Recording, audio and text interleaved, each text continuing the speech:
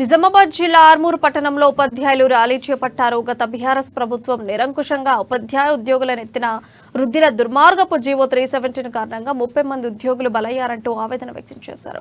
ఇక కాలమరణం పొందిన బేతాల సరస్వతికి ఉపాధ్యాయులు శ్రద్ధాంజలి ఘటించారు.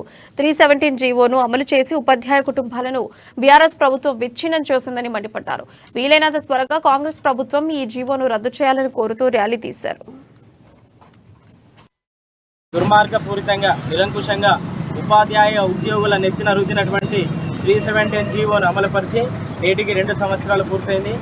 అకారణంగా ఒక దుర్మార్గ జీవో కారణంగా అన్యాయంగా బదిలీతోని వేరే జిల్లాలకు నెట్టివేయడం వల్ల మనస్తాపం చెందిన దాదాపు 30 మంది ఉద్యోగ ఉపాధ్యాయులు మరణించడం జరిగింది.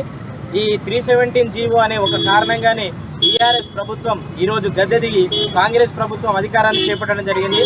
ఉపాధ్యాయ ఉద్యోగ వర్గాల్లో దాదాపు నష్టపోయినటువంటి 20% ఉపాధ్యాయులు వన్ సైడ్ ఓటింగ్ ద్వారా టీఆర్ఎస్ ప్రభుత్వం మెడలు వంచి గద్దె దించి ఈరోజు కాంగ్రెస్ ప్రభుత్వాన్ని ఏర్పాటు చేయడం జరిగింది. మన భీమ్గల్ ప్రాంతానికి చెందినటువంటి బేతాల సరస్వతి మేడం గారు ఈ జీవో కారణంగా మరణించి నేటికి 2 సంవత్సరాలు పూర్తయింది.